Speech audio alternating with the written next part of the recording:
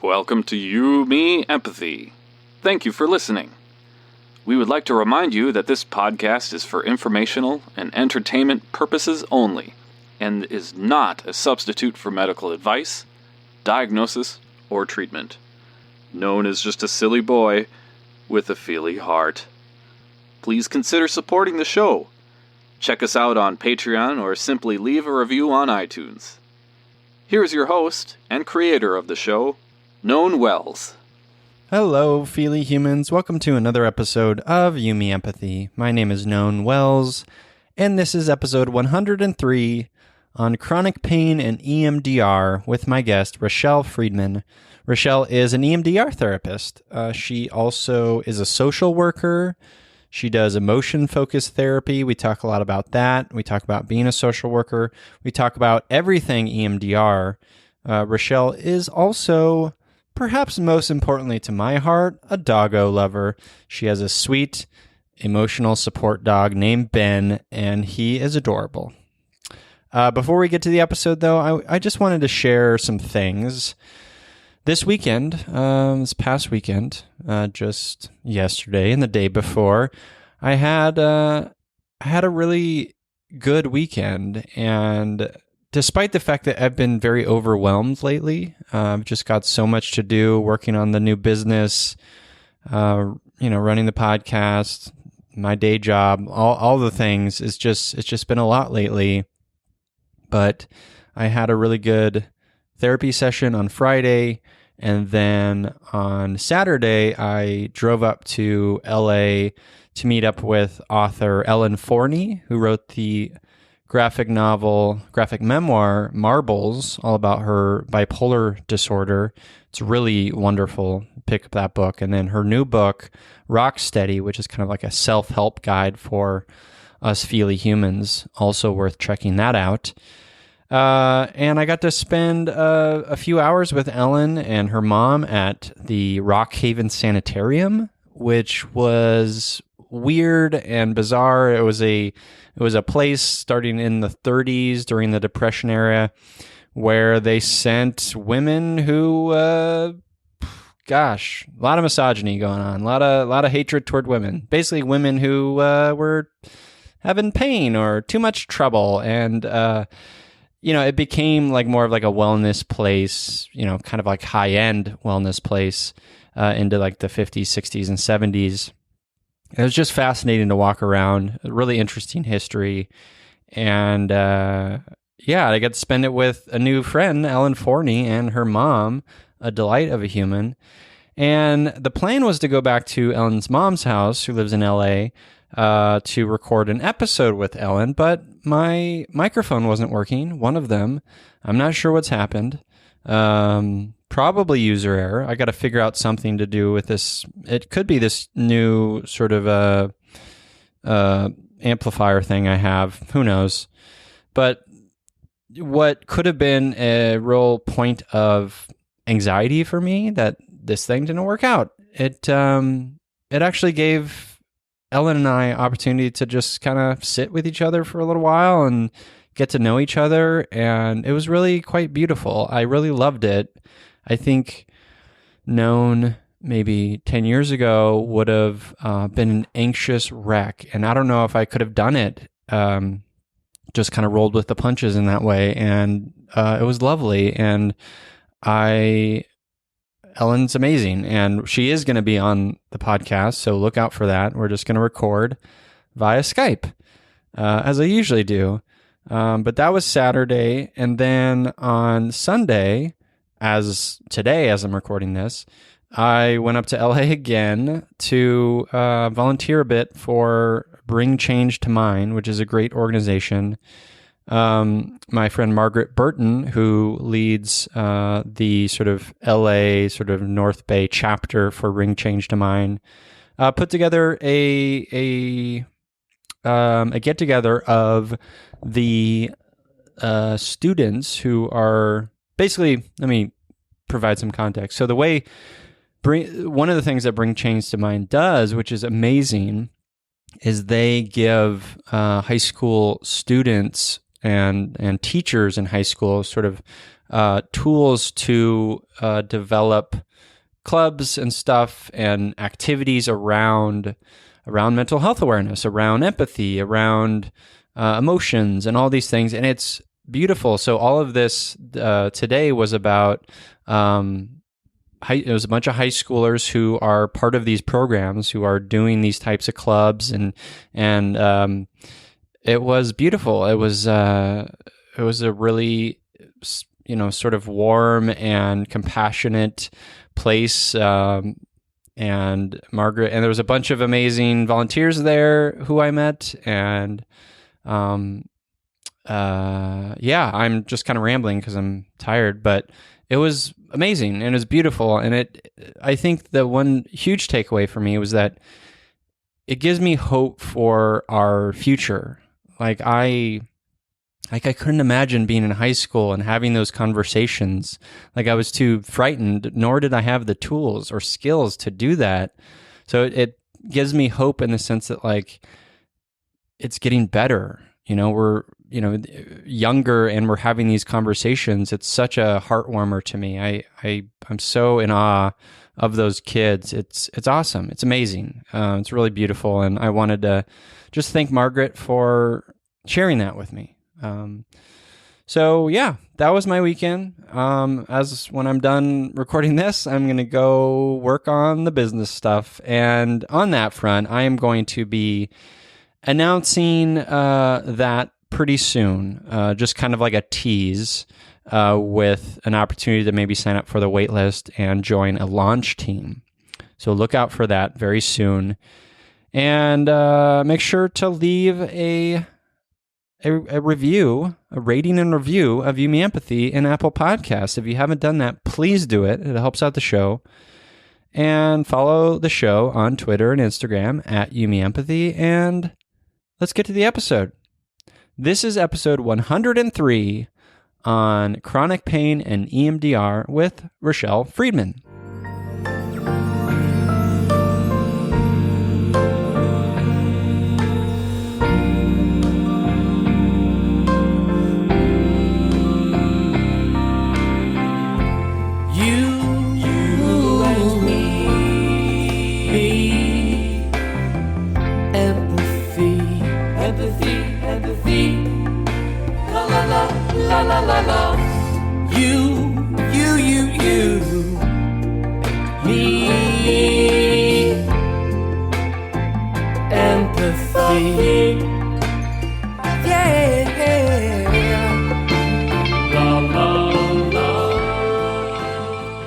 Welcome to You Me Empathy, a podcast about exploring the struggles we face in our day-to-day lives as humans trying to get by on this wondrous and overwhelming pale blue dot.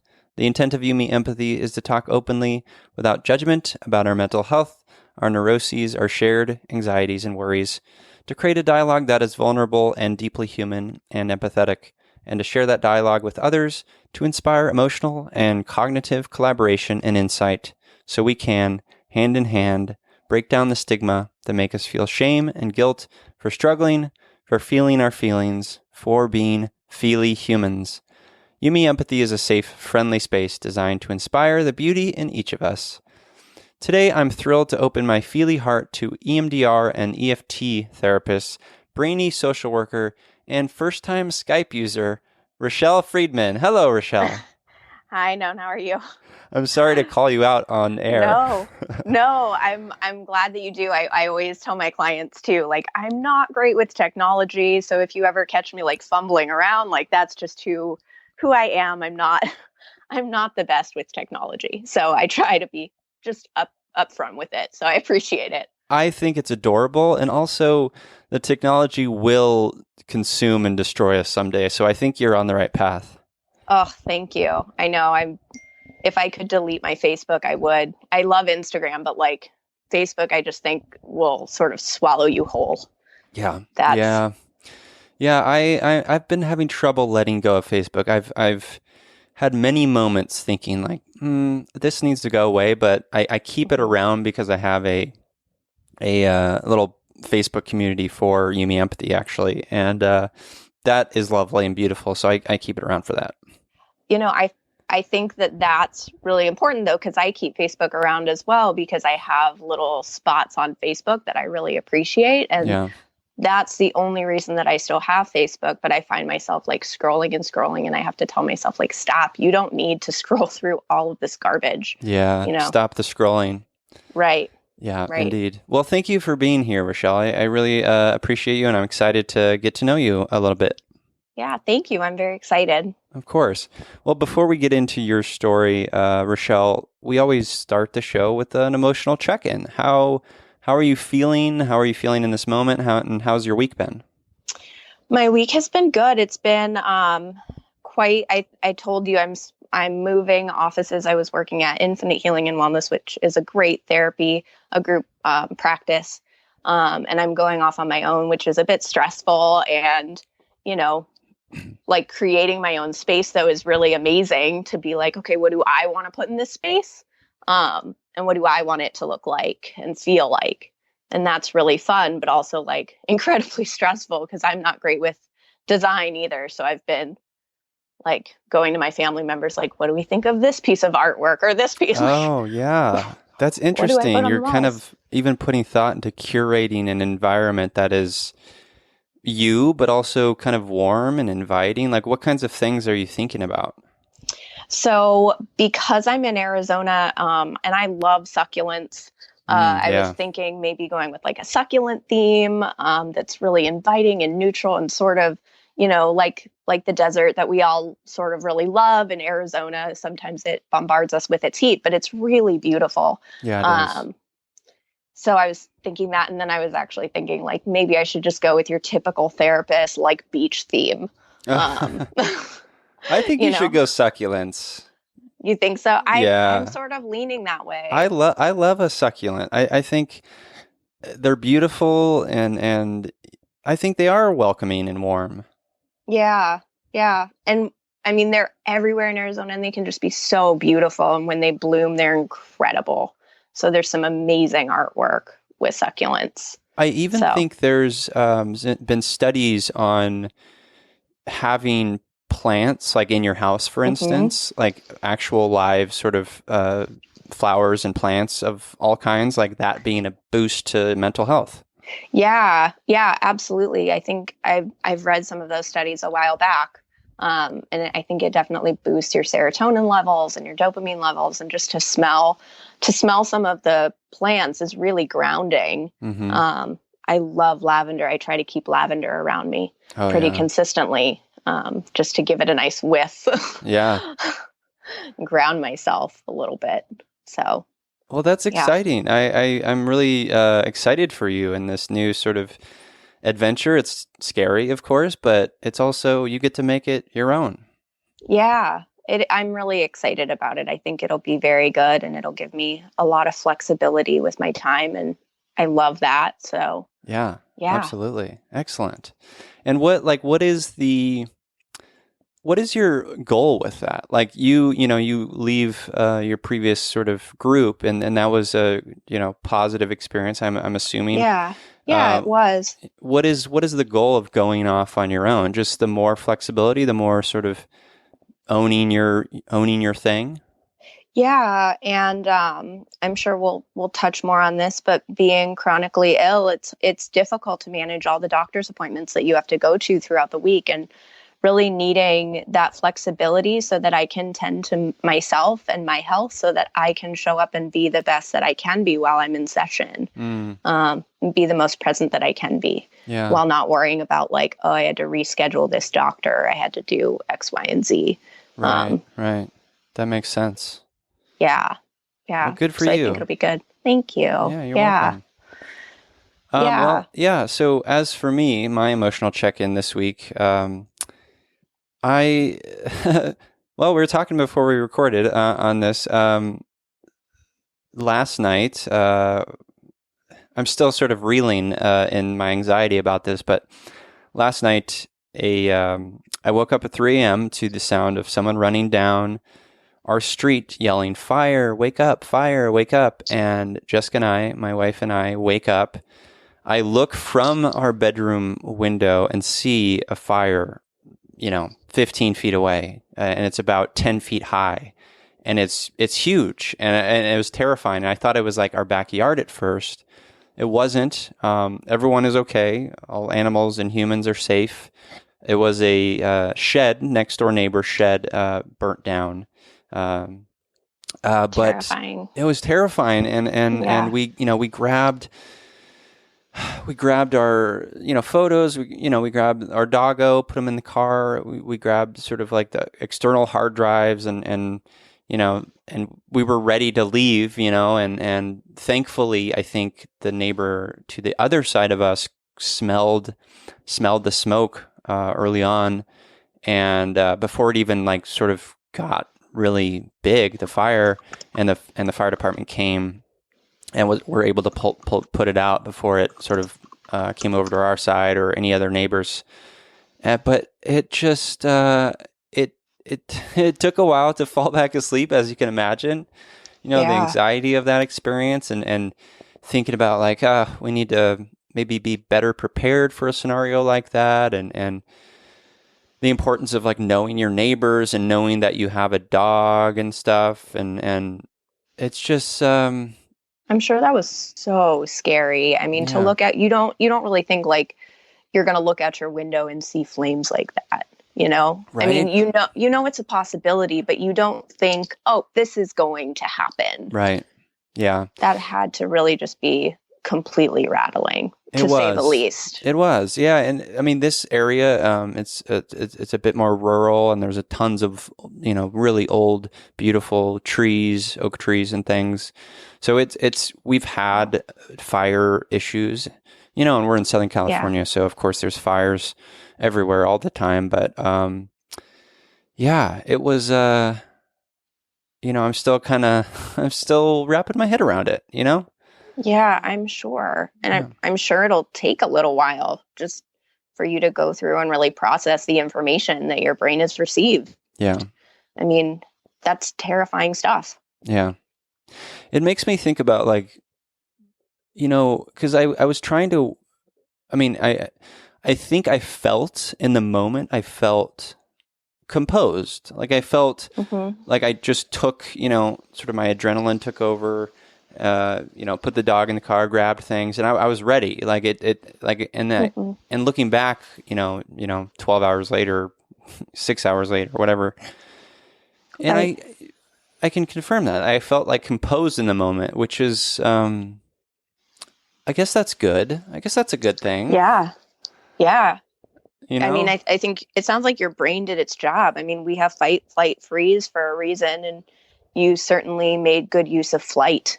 Is what I would assume with something like that. I mean, I can't imagine if I were to look out my window and see flames, like, I think I'd be like, where are my dogs? Oh my God. Yeah. Yeah. Jessica was, we don't need to focus on this too much longer, but Jessica was hosing down. Once we kind of realized the fire was starting to be tended to by the fire department, but we weren't sure yet that it was going to spread. She was hosing down like a limb that sort of extended over into their yard from our oak tree. And it just like, we've been talking about getting these oak trees trimmed for a while because they're huge and they extend out way, way far, and they're hundreds of years old. And it just makes us think like, gosh, we should probably get these trees trimmed. It's so expensive to get trees trimmed. It's ridiculous, but I think we just need to do it. Yeah, just bite the bullet and that's as you're talking about your oak trees, I'm like, oh my gosh, I would love to see an oak tree like that. They are stunning, and it's like I'm almost preparing myself, like breaking my heart in advance to their demise at some point, because they are hundreds of years old, and the tree has a lifespan. They die at some point. So like, but being around them now, it's so, Rachelle, it's so humbling. It it really makes me feel like, wow. Makes me feel grounded and connected and just humbled. I love it. I'll bet. That's amazing. That's how I feel. My husband and I will drive out into like the Four Peaks area, which is it's like a big mountain in Arizona. And there's just like miles of saguaro cactus. And you just like look out and think about how old the saguaro are. And it's gorgeous. It's so beautiful. Yeah, and it's amazing. It is amazing. I was just last weekend I was in Joshua Tree and hiking out there and looking at these giant rock formations that are millions of years old. Like literally millions of years old, and you're just like, wow. My goodness. Like it's so like it's awe-inspiring. It really is. Yeah. That really is. I've been to Joshua Tree one time and it's amazing. Yeah. Amazing. I don't know that I've seen the rock formations that you're talking about, but just the Joshua trees themselves are pretty incredible. They are. They really are. Yeah. Well, enough about fires and rocks and trees. Let's talk about humans, shall we? Yes. Let's talk about you, Rachelle. The thing I like to do to kind of get into sort of your story is, could you tell me or give me a couple of seminal moments from your childhood, your adulthood, just a couple moments that really kind of stick out to you as being important parts of your own mental health journey? Yeah. The first moment that really sticks out is a moment that actually I touched on in my EMDR training, which was the moment that my doctor broke down my diagnosis for me. And I have an arthritic condition that has affected my jaw pretty extensively, and it's moved on through my neck and shoulders and back. And it was really, really a moment that sort of slapped me upside the face, is how I describe it at first. And I just remember my dad's hand like touching me on the back and just like, where do I go from here? I was like 25 years old and I just graduated from undergrad. My undergrad was in psychology, but I really focused on neuroscience, and I was planning on going to get my PhD in neuroscience. And I was like, what am I even going to do with myself now? And I think that's the moment that really has sort of extended throughout my life to make me the social worker that I am now. That's the biggest one for me that's really sticking out now. And I have processed it using EMDR therapy. So I'm not like, it feels a little fuzzier to me now, and I'm not like crying. I'm not so upset about that moment anymore, but it just really, that was quite the moment for me. Wow. Yeah. And what is this arthritic condition called? So it's technically temporomandibular joint disorder. But I just describe it. So I was one of those people who didn't go to the doctor, who didn't really say like, hey, my jaw hurts. And hey, all of a sudden I'm getting migraines. My first migraine was actually quite traumatic as well, but I was just like, whatever, it will never happen again. Well, it happened again, and it continued to happen, and it became chronic. So once I got to the doctor, my jaw was really broken down to the point of no return.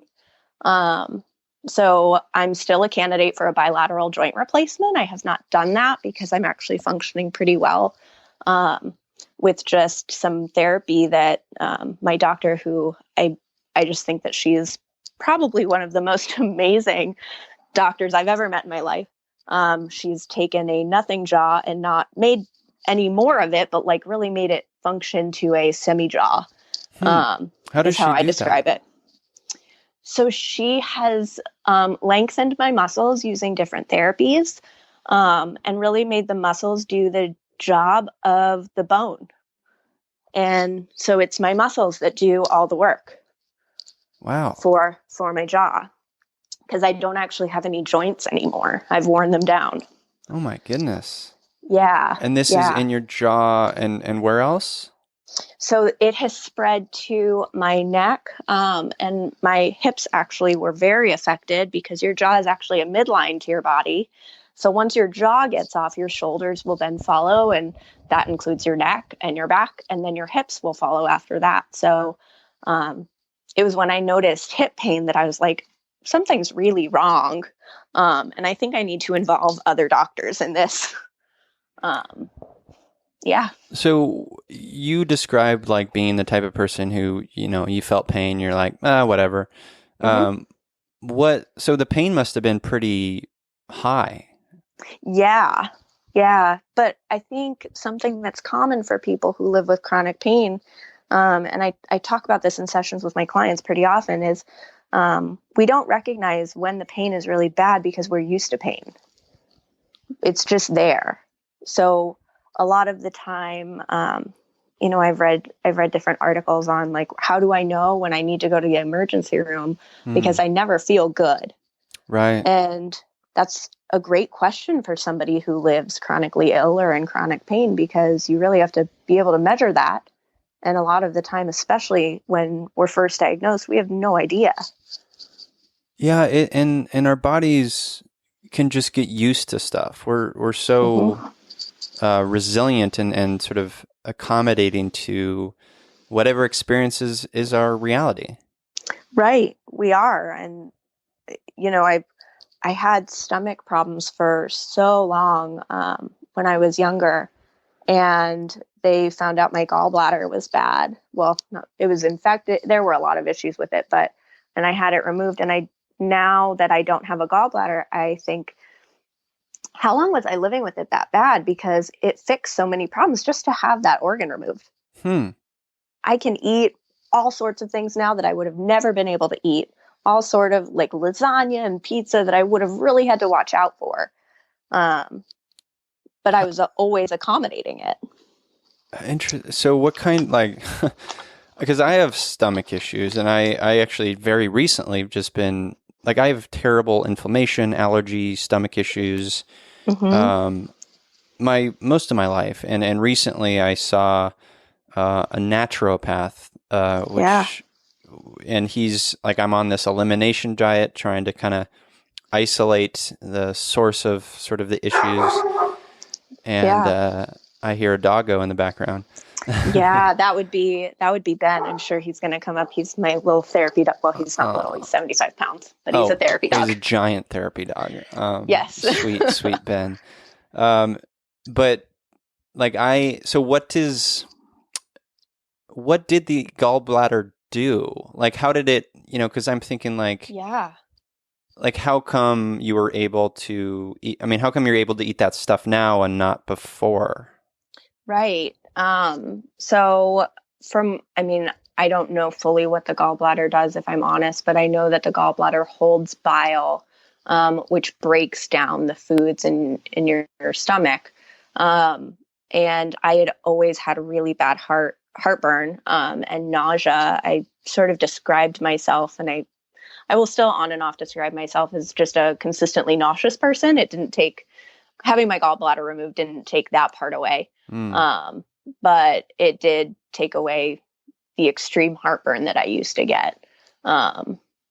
So I'm not fully sure what the gallbladder does fully. And I also, there's so much research going into the brain gut relationship that I think is really valid right now. That I also don't want to be like, oh, this totally fixed all my problems, because it most definitely didn't. I still describe myself as a nauseous person. Right. I still get nauseous pretty frequently. I definitely think that there's a lot of other stuff to be considered with all stomach issues. I don't know if that really answered the question. Yeah, no, it does.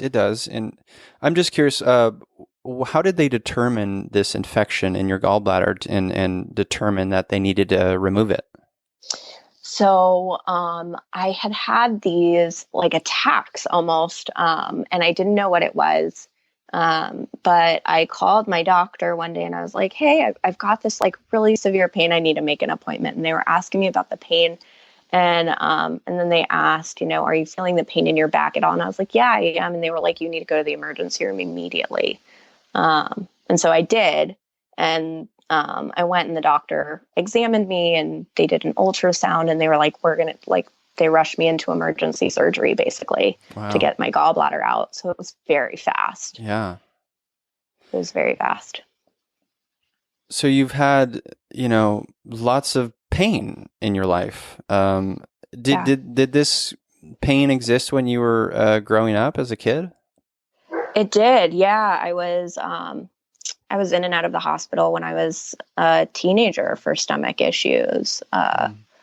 And I've never been a very headachy person, but then as I got older and my jaw, what happened is my jaw started to like come apart, for lack of a better way to describe it. Terrifying image. Right. I started getting headaches and then they sort of evolved into migraines. And, that was like the peak of just like really horror for me, like what's happening to my body. Right. I still had my gallbladder and now I've got these jaw problems, that are taking over my life. And how are you feeling emotionally during this sort of discovery period of like, I got this gallbladder thing, I have these headaches, I have this nausea, like what is going on? Like, how did you feel emotionally? Completely wrecked, honest. I was really depressed. Yeah. And very anxious.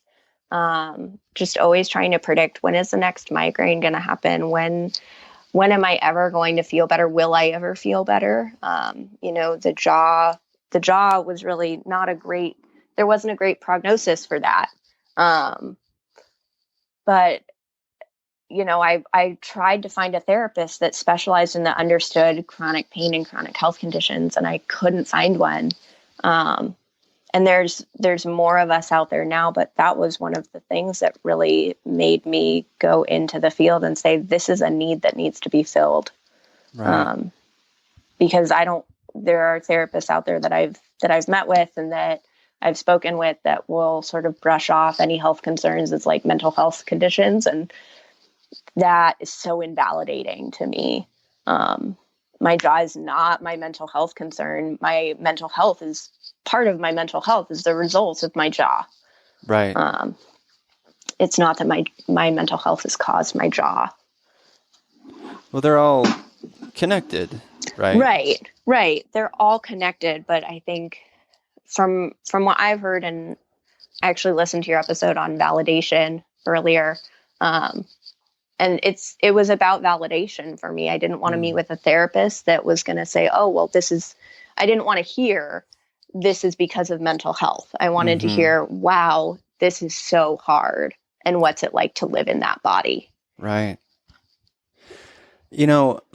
I've read stories and I've listened to podcasts of people sort of describing chronic pain. And I am someone who's had a lot of pain in my life, physical pain. Yeah. And I wonder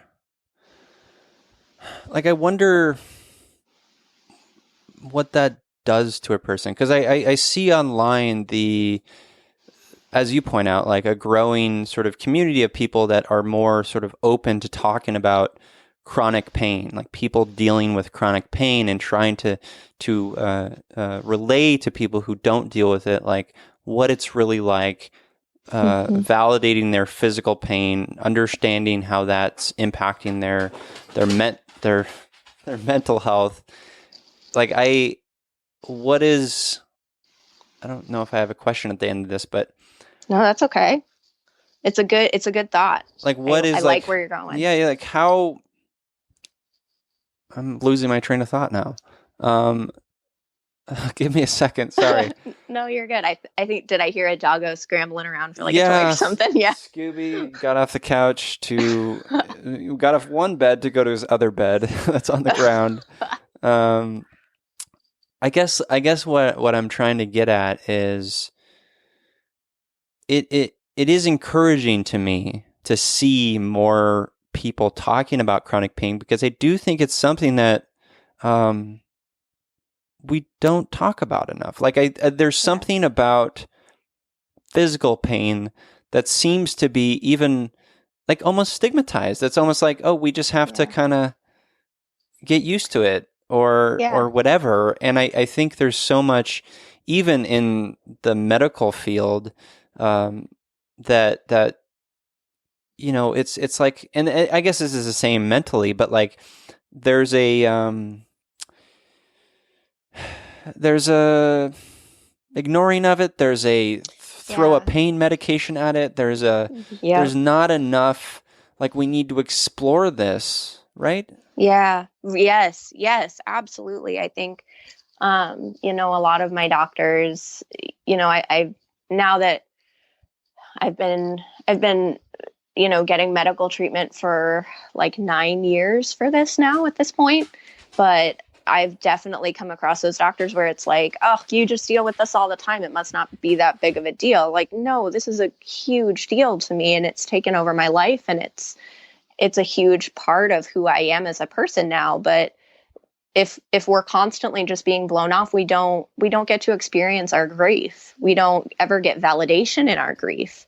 And that's what helps us to heal. Is, hey, this sucks and this hurts, and let's talk about it, and let's be in it with each other, or I'm here to listen to you, and I'm here to hear you, and I'm here to hold the space for you because this sucks in your world. Yeah. It can be something as simple as that. And it's just like mental, it's invisible. People could falsely and stigmatizingly say, you look fine. Mm-hmm. Yeah. Yeah. And I think a lot of people do that, when people see my clients come in, I'm sure that they're not thinking like, oh, well, that's Rachelle's client. I'm sure they don't even know that that's my client, and they don't really know who I am because they're there to see their therapist, but they don't think like that person is chronically ill. A lot of my clients include, and me, I look very much just like a 30-something-year-old woman, and, I must be normal, and I must just live this normal life where I work a normal job. And to some extent, that's true. I do have that part of me that's a very normal 30-something-year-old woman, but I also have a part of me that is in chronic pain and that deals with that every day. Yeah. And that part of me has to grieve. How have you been able to grieve just in your personal life? Like, how has your support system been like, and how has it changed sort of over time, like in your personal life and dealing with this chronic pain? Yeah. Well, he was my boyfriend at the time of my diagnosis. He's now my husband. Lovely. Yeah. And he is just amazing. And he has been amazing throughout this whole experience. Really listening to me and hearing me when I say I don't feel well. And really, I work with couples. I do emotion-focused couples counseling to sort of work with this component too. The relationship with somebody in chronic pain is going to be a little bit different, just as it is in any other relationship. But, my husband definitely picks up more of the slack than your traditional, like, patriarchal husband around the house, just because I can't do a lot of the things that, I would be doing otherwise. So I think he's really been incredible throughout this whole experience. And he's, validating your experience, to go back to that. Like, right. he's allowing you to be in your pain, and he's recognizing that pain is real and impacting to you.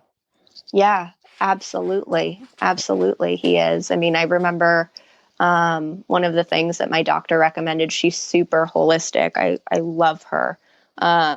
She recommended, like Epsom salt baths when I first started treatment with her, and just to like try to get my jaw in the bathtub as much as I can. Obviously, you can't like soak your jaw in water for too long. And you just got to put on a little snorkel or something.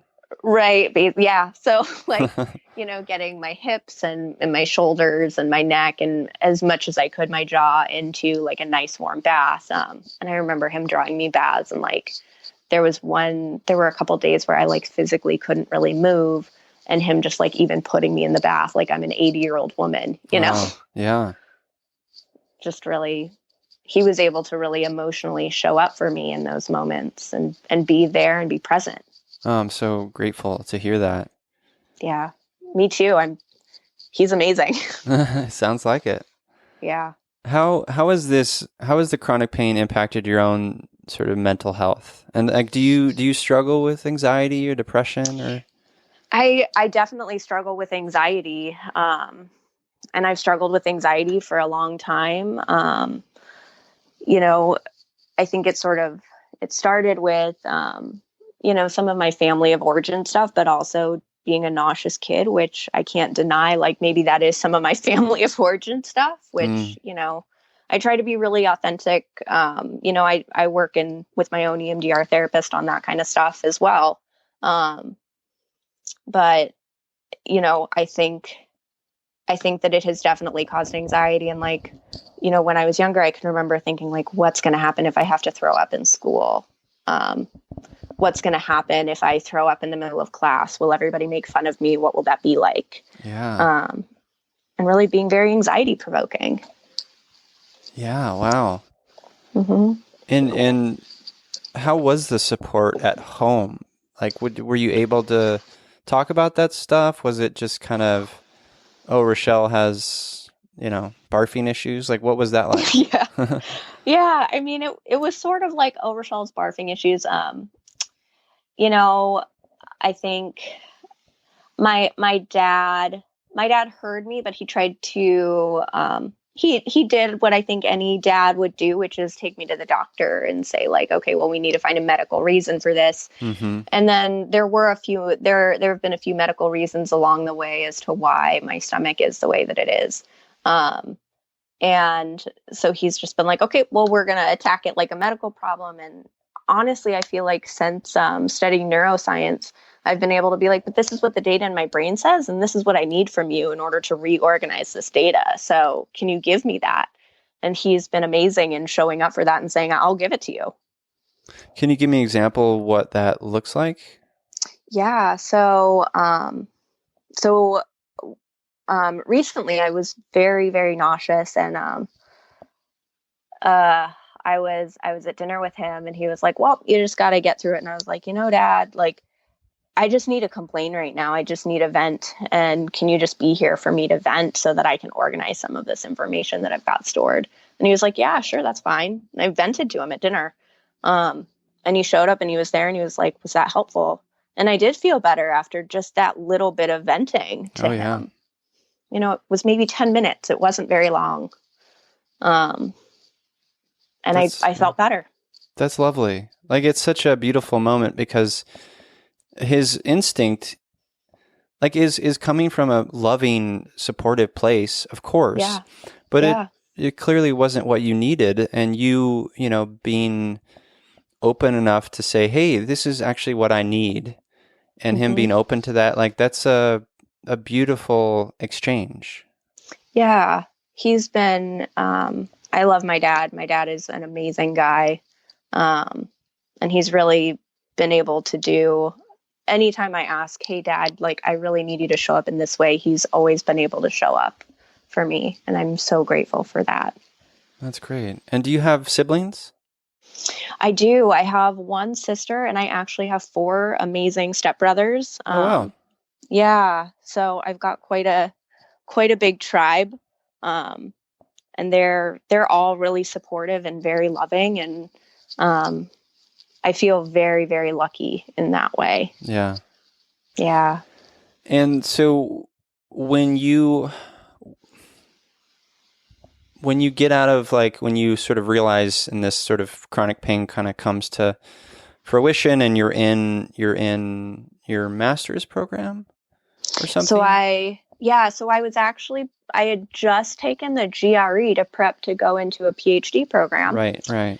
And then I got my diagnosis, and I took like a year and a half to figure out what I was going to do. And then I decided to get my master's in social work instead. So why social work? Off. So social work is very diverse. I really liked the background in social work and learning about different cultures, and learning about diversity, learning about really the human condition. And you can do, like, one of the more practical things is you can do a ton with a social work license. So right now I'm licensed as a licensed clinical social worker in Arizona. And I can work in almost any setting that my little heart would desire. I could work in a school, I could work in a hospital, I could work and I saw job openings for like the police department a couple months ago. You can just do so much as a social worker. So the basis is like, I guess I know what a social worker is, but Yeah. what, like, the idea is more sort of supporting diverse, racially and diverse socioeconomically sort of populations. Is that the central thesis? Yeah, absolutely. And, so the pros of being a social worker are that you're really sort of turned on and cued into, there's so much going on underneath the surface, in terms of socioeconomic status, and, ethnicity and religion and all of those things.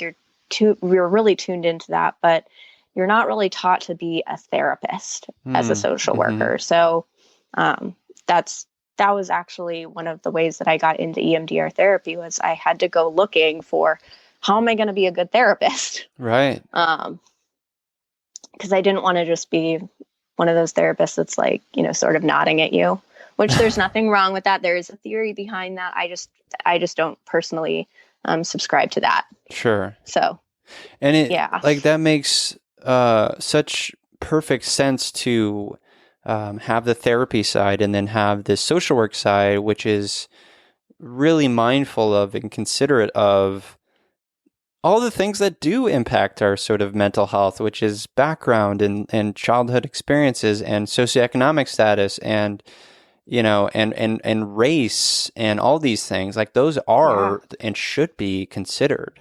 Yeah, absolutely. I mean, that has been one of my biggest things, is we have to take in all of these different things into account when treating somebody. I read an article, I forgot where it was, about, the African-American population and why they really don't seek therapy. And they've not been validated. They've not been validated in their experience. And of course they wouldn't. Why would they want to go to a therapist that's going to invalidate them? That's terrible. Yeah. Yeah. Wow. We have to consider all of that. Yeah. And so now that you are sort of this clinical social worker, you are a therapist, what led to the interest in specifically EMDR therapy? So EMDR is very it's very neuroscience. I could really comprehend EMDR. I could see how it was working and why it was working. And there were studies that were backing why it was working. I was really, really lucky when I was in my master's program and I was offered an opportunity to be trained while I was still in school. And my dad, actually, I was sort of telling him in passing, I was like, oh, there's this opportunity, blah, blah.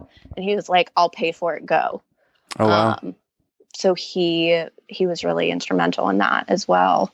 Because it's an expensive training. So there's a lot of limitations on it because of the expense, but he was like, I want you to have this, just go. So I was very lucky. Yeah. And can you, for the listeners and me, really, can you explain what EMDR is and how it works generally? Yeah. So EMDR is eye movement desensitization and reprocessing therapy. And the whole theory is that we reprocess our memories during REM sleep. So we pick up the information that we've received throughout our day and we go through it during REM sleep, is the theory. And when something is traumatic, like I use the example a lot, like if you're 4 years old and you fall down at the playground and a bunch of your peers are laughing at you around you, that can be stored like a traumatic memory. Your brain doesn't know how to process it, doesn't know what shelf to put it on in your brain, if you will, if you're sort of like organizing shelves. And so it just sort of leaves it there and it feels really uncomfortable. Maybe like when you walk into the room of your brain, you sort of like trip over it a little bit and feel it. And in EMDR, we pick up the memory and we reprocess it. So we go through the memory and we put it on a shelf where it belongs. And in doing so, we have a better, healthier sort of framework for that experience? Yeah, I describe it like it just doesn't have the kick in the pants. Like the memory that I was describing to you with my diagnosis and my doctor going through all of my scans with me. That used to be a memory that I really couldn't recall without having a very emotional experience attached to it. And here I am, I can talk about it with you and I'm really okay. Does it suck? Sure, it totally sucks. But it doesn't have that kick in the pants anymore. That's so fascinating. I've always been interested in EMDR, and I would love to try it, and I've considered trying it because there are moments from my childhood that have stuck with me and will stick with me and are still thinking about, still very troubling and upsetting, and I love the idea of like reprocessing that in a way that's different. Yeah, I think that EMDR can be used for almost everybody. I use it for all of my clients. I know a lot. I was listening to Jamila Jamil do an interview earlier. Oh, isn't she the best? Oh God, I just love her so much. She's one of my dream guests to have on this show. Oh, I can't blame you. She's just amazing. Yeah. She's really amazing. And I love her show too. I love The Good Place. Oh, it's so good. Yeah, right. And she was saying she only did like maybe 2 sessions on each one of her targets. We call them targets. And she was saying that she felt so much better. And I was like, oh girl, like you should go further into that. You can feel so much better. Like you should, like try doing 10, do 10 reprocessing sessions, see how good you feel with that memory. So what does that mean exactly? So like she's saying like she does 1 reprocessing session is feeling better. Like what does that look like to do it more like in my own head? Yeah. So EMDR, and I think she describes it really well. She's like, it's really not that big of a deal when you go in. She describes like going in and just watching the light switch. So I guess her therapist used a light bar, which I have a light bar. I now have a light bar that my husband actually made because it's specific for chronic illness and chronic pain. So I can change a bunch of the settings on it. And wait, so, what is a light bar? Sorry. Oh, no. Yeah. So a light bar is basically it's like a long piece of metal and it has a bunch of LED lights on it. And so the lights just go back and forth and you watch the lights. Okay. And so the patient is watching the lights. That's like how the process works? Yes. So EMDR is an 8-phase model. So I always tell people when they walk into my office, you're always doing EMDR with me. It's just a matter of what phase we're in. So the reprocessing phase is the phase that everybody associates with EMDR and the light bar, where you bring up the big scary memory and you watch the light bar. Or I use buzzies a lot of the time. They're just like little paddles that my clients will hold in their hands and they'll buzz back and forth. So you use the bilateral stimulation to recreate that REM like neuro state, but you're completely awake and very aware throughout the entire process. And your eyes are open. Is that? Yeah. Yeah. Yeah. So your eyes can be open. I have some people that close their eyes while holding the buzzies. Okay. But a lot of people will leave their eyes open throughout the whole process. And if you're using light bar, you definitely leave your eyes open. Right. Right. Yeah. So fascinating. And so it's my understanding that EMDR was the sort of practice of it was started to deal with trauma. Is that correct? Yeah. Yeah. It was started. So Francine Shapiro is the founder of EMDR. I don't know if that's her technical title, but she's really the EMDR guru, like beginner. She's the one. And she used it for she actually used it. She identified that it was helpful because I believe that the story was, and I really hope I'm right on this, she had just found out that she had cancer, and she was walking. She took a walk, and she was really overwhelmed by her cancer diagnosis.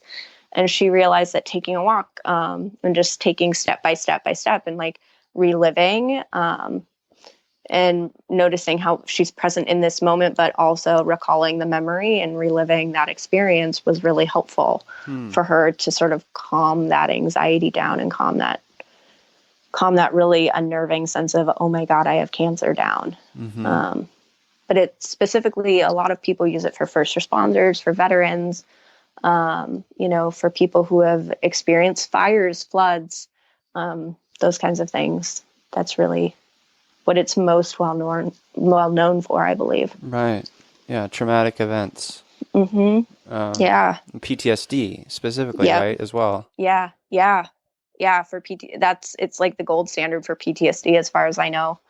I remember reading a little bit about it in The Body Keeps the Score. Yep.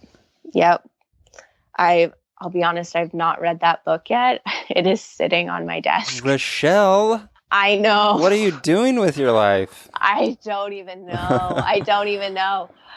It's so amazing. It's sitting right here. I know. I'm looking at it like as we speak right now. It's on my to read list. My sister-in-law actually is so wonderful, and she always sends me these great books to read, and they're so entertaining. So I try to like take a step out of work and read like a book that she sends me. I see. So that makes sense. Yeah. I'm like, oh, my husband's always like, all you do is read and watch like psych stuff. I'm like, but that's my jam. Yeah. You love it. I mean, you wouldn't be in it if you didn't love it, but as your sister is probably right, like it's good to take a break from the thing you love from every once in a while. Yeah. And she's actually an art therapist. So I'm like, oh, wow. Yeah, I should probably listen to you there. Art therapy. That's fascinating. I should have her on incredible. The show. I can give you her name, and she's absolutely incredible. That would be amazing. She's a really incredible person. Yeah. So you personally are in EMDR therapy. Yes. I think it's really important to practice what I preach. And yeah, I've been doing EMDR therapy for a little over a year, and I find it extremely beneficial. I think it's important to clean up the trauma that we collect throughout our lives. Yeah, and it's helped you process your trauma of dealing with this chronic pain and these things. Yeah, I actually had I had a doctor's appointment this past week that I would have found extremely triggering. It was with a new doctor. And he looked at my medical history and he was like, wow, you're quite a mess, aren't you? And I sort of laughed and I was like, oh yeah, I guess I sort of am. And, that would have been just like, oh my gosh, how could you call me a mess? That's so rude. Like, why would you say it? But I was able to take a step back and really not even think about like, yeah, I am sort of a mess. Like, yeah, that's, and it didn't bother me that he said that. It was only when I got in the car that I realized like that would have been offensive like a year ago. Yeah. It strikes me as I've never, the disclaimer is that I'm just a silly boy and I've never done EMDR, but it strikes me as EMDR being something that is kind of an important sort of process that we can all sort of apply. And what I mean by that is, obviously we can't do EMDR on our own, but like the idea of trying to look and reframe and process our trauma to get to a point where it's no longer impacting us. Like I still am working on it, but I used to I'm triggered pretty badly by seeing my father, for instance. Yeah. And in social settings, like if he's at a gathering and I go and the buildup is always so anxiety riddled, but it used to be way worse. And that's something maybe EMDR would help with, but like the point I guess I'm trying to make is like, really, there's almost like a recognition that the trauma is not you completely. It's a thing that happened. It's a thing that impacted you, and it's part of your story, and you should honor it. But it's also not you completely, and recognizing that allows me at least to like, hey, this is not fair to me. Like I should take a step back from this and look at it and say like, look, like he doesn't control my emotions. Right. Is there some truth in that? There's absolutely truth in that. And I would even go as far as to say, when you process it using EMDR, you don't even realize that's what your brain is then doing. So, I don't want to go as so far to say like, this is what would happen if you were to do EMDR. So I'll take my example. A year ago, I would have never been like, if a doctor called me a mess, I could never just be okay with that. I would always be like, why would you say that? You're a physician. Right. That's not what a physician is supposed to say. Right. And I could have never predicted that I would walk into an appointment a year later and just been okay with it. So I don't want to say like, you won't even recognize that you're just okay with your dad being there, but like that could be what happens. It makes it feel so much fuzzier. It really, like I was saying earlier, it just takes the kick in the pants out of the situation. Right. Or in my case, the kick in the shorts. Right. Yeah, exactly. No, I think it's so interesting, fascinating. I actually did have a question from, Kayla on Instagram. She asked, does EMDR not work on some people? So I would actually say that EMDR works. So the researcher in me will always give a little bit of room. EMDR works on like 98% of people. Okay. If EMDR is not working, I would say that evaluate your relationship with your therapist. Talk to your therapist about how you feel like it's maybe not working. A lot of the time people don't realize EMDR is working when it is working. Like my neural network did not have an opportunity to recognize that I had actually reorganized some circuitry until last week. And, I went out to the car and I was like, oh my gosh, like, look at what I was able to do. I did not take offense to that statement at all when the doctor said that I was a mess. And so talk to your therapist. There's also different ways to use EMDR. So we have to evaluate for dissociation. We all dissociate to some extent. So, have your therapist go through and do some parts work with you is what I would say if you feel like EMDR is not working. Okay. I've never had it not work, if I'm honest with you. Okay. And the follow-up question she had is, what do you do with a client who is becoming too emotionally dysregulated by EMDR? Yeah. So part of EMDR, part of the protocol is to help the client build themselves up and build up their distress tolerance. So what I would do and what I would go over with the therapist that I was seeing, or what I would encourage the client to do, is say, hey, I feel like I need to go back to some resourcing and I need to build up my distress tolerance bone a little bit, or my muscle a little bit more. Gotcha.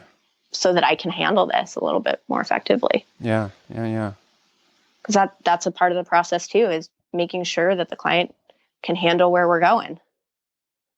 Yeah. Well, so the thing we talk about a lot in the show is like this idea that, finding a therapist, just a general therapist, is kind of, it takes work, and not everyone is right for each other. Right. And the same would apply for EMDR therapists, right? Absolutely. We are not one size fits all. We're still human. We were talking before the show, like I try to practice some radical authenticity working in my backyard. So, there are times in session where I cuss, and, I really gauge it on like, is the client cussing in session? A lot of clients will be like, oh my gosh, excuse me, but like, F this. And I'm like, oh, that's okay. I F and cuss all the time, but By the way, you can I use can any cuss. language you want because all language is valid, in my opinion. Oh, thank you. Yeah. So, Intent and audience, that's what matters. right. So, if that's not somebody's jam, then I may not be the therapist for them, and that's okay. And I tell all my clients that within the first few sessions. If I forget in the first session, I will always go back and be like, hey, look, just an FYI, I'm a human being just like you are. If I don't jam with if our weirds don't mix, that's cool. I think it should be called FEMDR. Yeah, for like fuck EMDR, like fuck yeah EMDR. Yeah, fucking Yeah. EMDR. yeah. Maybe that's what I'll put that on my wall in my new office. There you fuck go. yeah EMDR. Love it. Yeah. Well, let's talk about the sort of the radical authenticity part of it a little bit, because as you alluded to, we were talking about before we got started about this. I think it's a newer sort of transition of therapists, modern therapists, being more open about their own personal struggles with the public and with their own clients. Yeah. Like, how has that been met for your own clients, for you? So when I first started practicing, I was very, very buttoned up. My clients really didn't know anything about me. I wouldn't even give them stories about, my dad or my mom, which, everybody can assume I have a mom and a dad. And so first, the whole thing with self-disclosure in therapy is it's for the purpose of the client. But I had this moment in session maybe a year and a half ago where a client was in a reprocessing session. So she was in that stage of EMDR where she was really we were going through the dirt, if you will. And she looked up at me and she goes, you seem like you have everything so put together. How do you even do it? And I was like, oh, fuck. Like, I don't want to put that off to people because I don't. Yeah. And in that day, I had my wrist braces on because I've had some joint issues, obviously, and they are now affecting my wrists. And so I was wearing my wrist braces and I held up my wrist and I said, oh, please don't think that I do. I don't, look at my wrist braces. And she took a step back and took a deep breath. And I was like, I most certainly don't have it all together all the time, but as a therapist, it's my job to hold the space for you. But I don't have it all together all the time. Yeah. There's so much magic in that. I think because we as the lay people, look up to people. We look up to therapists. We look up to people who have sort of achieved these things. And we do this strange brain fucking thing where we think that they're superheroes. Yeah. And we are not. and you are not, of course not. No. None of us are. And there's so in saying that and being able to be vulnerable with them and say, hey, look, I do struggle too. There's such a leveling there and there's such a connecting point. And that's the beauty of it, is the ability for that person to connect with you on a deeper level and to see that, look, I'm not alone in this. Yeah. And that's really powerful, I think, for a lot of my clients, is to be able to go to a therapist who, a lot of the time they come in and they're just so concerned about being met with judgment, because so many people will look at somebody who's chronically ill or in chronic pain with judgment, or even my other specialty is addiction, and looking at addiction with judgment. And, my goal is always to meet them where they're at and say, I'm not here to judge you. And if I need to say, look, I've got my own chronic illness crap, I do it, so that they can then feel calmer. Yeah. And they can be their more authentic selves in the office with me. Yeah. I'm so grateful to hear that. Yeah. Yeah. It's important. I think, you're right. People do look at therapists and say like, oh my gosh, if I could only be like my therapist. Your therapist probably does not have their shit together. Like, I promise you. No one does. No. Oh no. No one does. And that's the Oh no. great like equalizer is that of course no one does. There's no such thing as perfection. No. Oh no. Like, your doctor doesn't have their shit together. Nobody has their shit together. No one does. No one does. No. And that's relieving to me. Yeah. Yeah. Yeah. I think as a therapist, that's something that I forget sometimes, is that they are looking to me to show them how to have their shit together, and really I don't either. Mm-hmm. And so to have that moment with them where it's like, look, I don't have my shit together either. I live chronically ill, and this is, I have doctors that I just want to be like, why would you say that to me? And then I have doctors that are amazing to me. Yeah. And that's important. Yeah. Yeah. The other part of your practice, Rachelle, is EFT. Can you describe what that is and how that works? Yeah, so EFT is emotion-focused therapy, and it's a therapy that I use for couples, and really helping break down the emotions in a relationship so that the couples can hear each other and hear what's actually being said. I think that a lot of the time, a lot of things get sort of lost in translation. I know my husband is like a super practical person. There's a lot more self-disclosure going in here than like any of my clients know, but he's a super practical person. He's actually an engineer, so he's very technical, which is why I don't have to know anything technical. Oh, isn't that nice?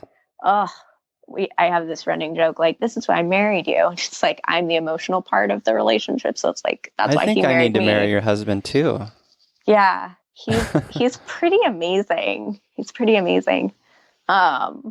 We even each other out really well, but there are moments where I will feel unheard, of course, because it's a relationship just like any other relationship. And I'll be like, hey, like, you're not hearing what I'm saying. This is how I felt in the situation where you maybe invalidated me or something. And he's just like, well, but I wasn't intending on doing that. And here's like, he'll take me through step by step, just like a really good engineer would, like why he did what he did. And emotion focused therapy basically like rips that all down and says, but like, let's look at the emotion, because just like Rachelle, you are also a human husband. And underneath all of that logic, you have an emotion, and what's the emotion and where is it coming from? Because you're also a person. Yeah. I love that. Yeah. Like I always like to say that emotions are like guideposts. They're important to look at and explore and really be insightful about. Like they do give us information that we need. Oh yeah. I tell all my clients, all of your emotions are there for a reason. What's the reason? Let's look at it. Yeah. What is your, as just a feely human, what is your self-care like? I don't always call it self-care, but I think that it is self-care. Making sure that I go to all my doctor's appointments all the time. Absolutely. Making sure my medical needs are met first. I get massages probably more than most people just because of all of my aches and pains. And that's a really big self-care component, that I then have to like backtrack myself, just as an example of like, even I have to like go through and be like, I'm not being selfish by getting a massage 2 times a month. This is me taking care of my body. And even though it seems like it's more. Yeah. I do that too. It's funny that we do that because you're like, you know your body, you know that you're in pain, you know that massage therapy is a benefit to you, but I do this to myself because I like getting massages as well. I have chronic hip pain and aches and pains and stuff, and I'm personally sort of refueled by touch, physical touch. And so like, that's another sort of component of it. Yeah. But I convinced myself that like I'm being selfish and you know, extravagant or whatever. And it's, yeah. Right. Yeah. It's so true. Yeah. And then we always have to go back and be like, okay, this is not selfishness. And that's another thing I'm working on in EMDR is like, I'm not being selfish about this stuff. I'm really just trying to take care of myself and like recategorize the information that I've got stored. Why do I feel like this is selfish of me to do? Because it's not. It's just me taking care of me. But I certainly don't feel that way. Yeah. So you make sure you go to your doctor's appointments. You take care of your physical and mental health first. You get massage therapy. Any other sort of self-care? Yeah. I hang out with my dogs a lot. I've got my therapy dog, Ben, who I just think is so amazing. What kind of dog is he? He's a golden doodle. Oh, sweet. Yeah, I'm actually incredibly allergic to dogs. So when my husband was like, we're getting a dog and we're getting a golden doodle because you're not going to be allergic to this dog. And I was like, okay, that's great. That sounds good. Because they're hypoallergenic, right? Yeah. And I've never had a dog that I can cuddle before. Because I have asthma as well. And I can get in bed with him and just like spoon him all day. And he's great with it. He's just like, this is the best day ever. So he's awesome. And then we have another golden doodle as well, but he's not as calm as Ben is. So he's not a therapy dog, although he would love to be. So is Ben actually classified as a therapy dog? Yeah. So he's not I use him for practice, but yes, he is technically a therapy dog. So cool. Yeah. What was that process like how getting that certification?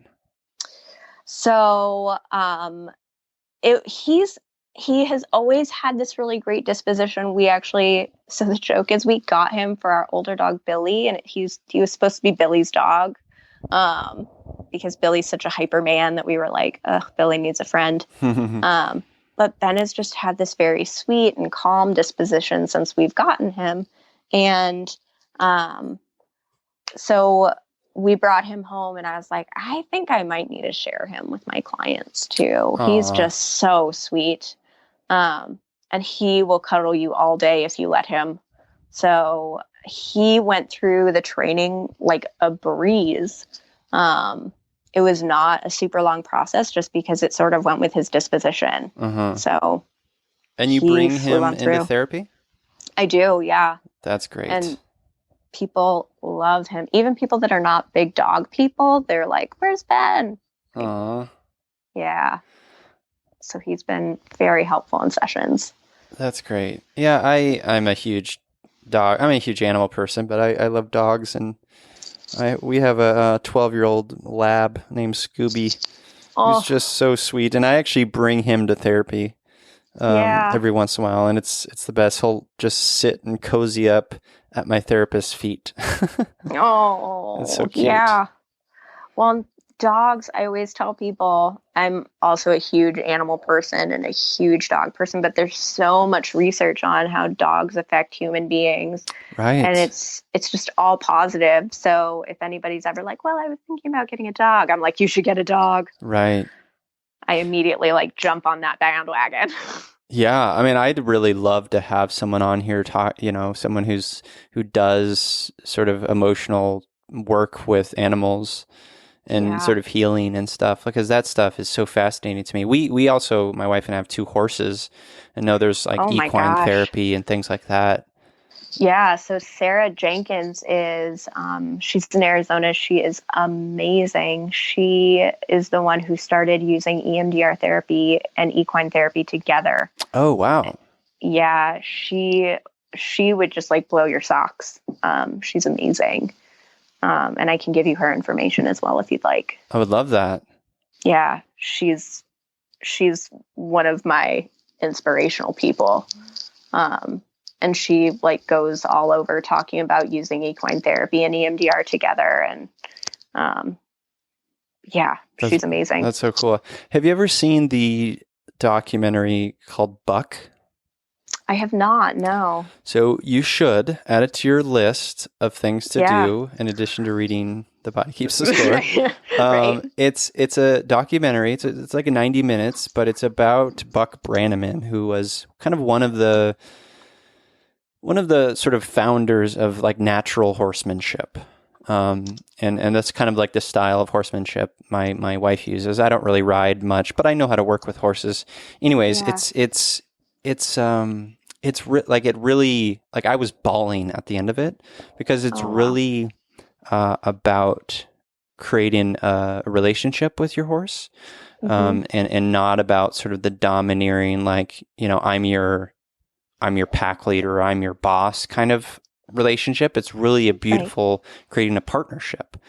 Right. And it gets into like trauma and stuff in this documentary, and how horses can be can help with that therapeutically and things. And it's so like that part of it is a little smaller. It's more about like the sort of the natural horsemanship and Buck Brannaman's story, but it's really quite beautiful. I recommend it.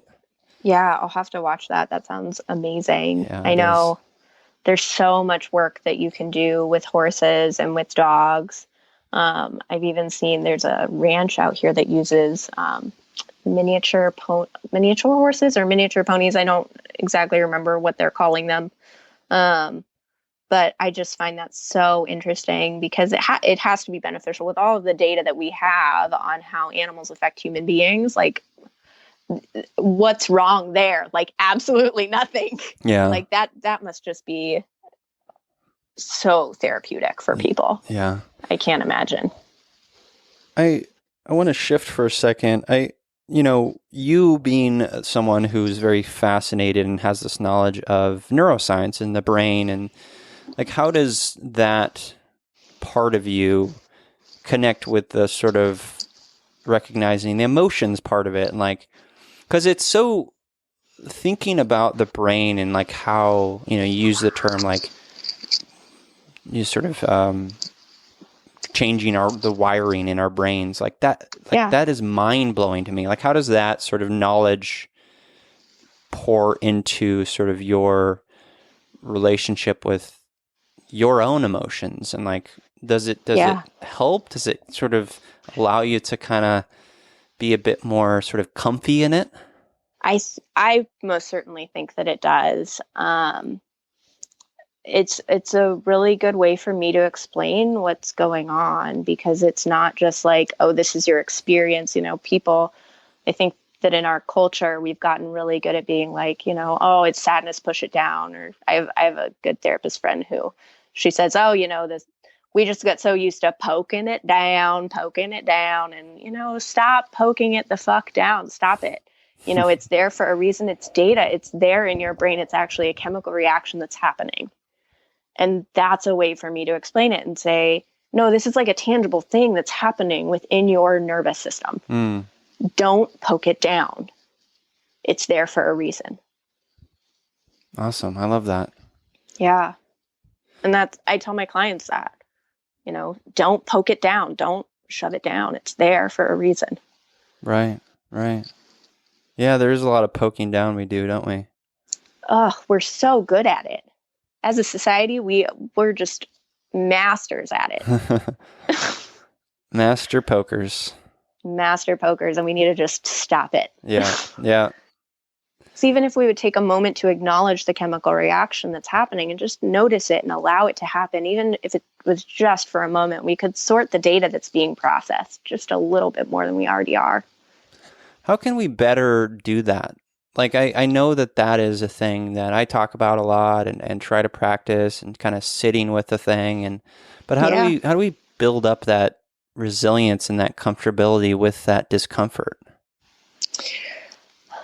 I think one of the ways that I've been doing it, and one of the ways that I've been working with my clients on doing it, is mindfulness.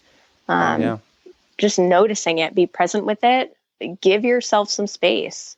If you don't have 30 seconds to give that emotion, maybe you're at work, go to the bathroom, give yourself 5 seconds, look in the mirror, splash some water on your face, be present with the emotion, and then you can go back to work. But it's 5 seconds that you gave to you that you didn't give to anybody else but yourself. Yeah. Yeah. No, that makes sense. Yeah. Well, let's start transitioning to the end here. Yeah. Is there anything else about EMDR or EFT or sort of your story that you want to talk about before we kind of transition into our empathy heroes? I don't think so. I encourage everybody to get EMDR therapy. I think that it's beneficial for everybody. What are you, just some corporate shill for EMDR? The right? corporation of EMDR? I'm just kidding. Right. No, sometimes I feel that way, but like I go to so now I've got like multiple family members in EMDR therapy, and they yell it from the rooftop now that they've experienced it. But I see so much healing, and I want that for everybody, Right. As a compassionate human being, I want that for everybody. So I really encourage everybody, like, let's rip the stigma away from therapy. It's not bad to go and explore your feelings. Oh, it's the most wondrous thing you can do. Yeah. And it's such a gift to give to yourself. It's such a brave thing, and it's such a gift. Yeah. I guess I did have one more question now that you're saying that. It made me think, like, I guess this applies to finding therapy in general. Like, how does one find a good EMDR therapist? And are there EMDR therapists that, work pro bono or on a sliding scale? Yeah, so there are therapists that work on a sliding scale. There are therapists that do pro bono work. There are trauma recovery networks. Oh, gosh, I believe in most states. I know that they are not in all states quite yet, but I'm a part of the Arizona Trauma Recovery Network. And if you are if there's something awful that happens, like a flood or a fire, contact your trauma recovery network, and they will dispatch EMDR therapists to help. Okay. And you will there's pro bono therapy involved in that. Awesome. And I don't know the specifics of every state, but I know in Arizona we do offer some pro bono work through the Trauma Recovery Network. That is Infinite Healing and Wellness is very involved in the Trauma Recovery Network, and it's an amazing, amazing group of therapists. Okay, great. There are also therapists that take insurance. Not many of us take insurance anymore, just because of, I could go into the insurance, but whatever. I'm sure everybody is, because it's a racket. Like, why is that the case? It's just too costly. It takes up so much time. From what I understand about it, it takes up so much time to complete all the paperwork, to get on the panels, and then you have to continue to validate why this person is still in treatment. They want it to be just one and done, and then you're good to go. From what I understand, and people want to be in therapy for a while because they want to clear up all their shit, and I don't blame them. And so it's just, they make it tough. Gotcha. But I think finding the right therapist, I think that that's a really important topic, and there's no real right or wrong way to answer it. I think, now that I'm going through it in my head, but just go through with that therapist what you're looking for. And if you don't like the answers, you don't even have to go back to that therapist. You can go find another therapist. And if you like their answers, sweet, but they're a person. And if you don't feel right with them for whatever reason, you have a right to not see that person again. Yeah. And they're not going to take it personally. Right. We are all trained as therapists. Like, it's not a personal thing. If somebody comes to me and says, hey, I always say, regardless of whatever relationship it is, people are just looking for, like, we're all weird. We're just looking for weird that matches our weird or that meshes with our weird. If my weird doesn't mesh with your weird, that's totally cool. There's going to be a therapist out there whose weird meshes with your weird. I love that so much. That's great. Thank you. Yeah. We're all weird. So it's fine. Darn tootin' we are. Right? Well, let's transition into empathy heroes. Awesome. So this is the part of the show, listeners, where my guests and I each list an empathy hero, someone in our lives, someone we've known, could be an author even, could be a character from a book or a movie, someone who's just a great, empathetic, feely human. And today I'm going to list my empathy hero.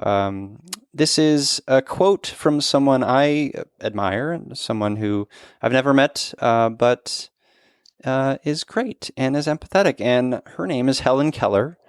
And the quote is, "I would rather walk with a friend in the dark than alone in the light," which is absolutely true. For me, I know that quote reminds me that we are in this together, that we're not we can be sort of fiercely independent and find such grace and importance, and we need to be independent in some ways, but we also really need each other. And especially when we're struggling, especially when we're in the darkness, to remind us that we're not alone. So I just really love that quote from Helen Keller, and it's why she's my empathy hero this week. I really like that. I love that quote. Yeah, it's a good one. How about you? Yeah. So I feel like I could take like the easy way and either go with my dad or my husband, but I'm going to go with my best friend, who has been my best friend since I was 7 years old. Her name is Jen, and she's actually a physician. And no matter what, I know that I can call her whenever, and I've always just got my partner in crime. And she actually shows up in my EMDR therapy sometimes as I know she's a part of me in the EMDR therapy, but she's just such a treasure to me, that she's just very powerful to me. And having her ear and her support all the time has really made a big impact for me throughout my whole life. But I was talking to her earlier this week, and she always makes a big impact on me. That's amazing. She's a character in your story. She's a protagonist. Yeah, she absolutely is. And she's always been there for me, and she always will be there for me. She sent me a meme. This was years ago, actually. She sent me a meme that was like, studies show that if you've had somebody in your life for 7 years plus, they'll always be there. And she's like, I guess you're in my life forever. And I was like, I'm very glad for that. I'm so glad for that. And I'm so happy that she's out there in the world helping others as well. That's amazing. Yeah. Thanks for sharing that. Yeah. Yeah. Well, Rachelle, let's let the listeners connect with you. Where can they find you and sort of learn more about the work you're doing and all that loveliness? Yeah, so you can find me at my Instagram handle at Brainy Social Worker, and my website is brainysocialworker.com.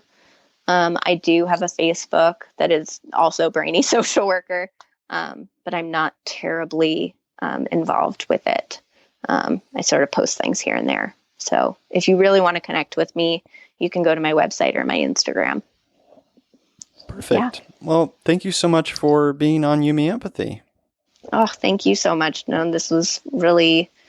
was so excited to be a part of this. I'm glad.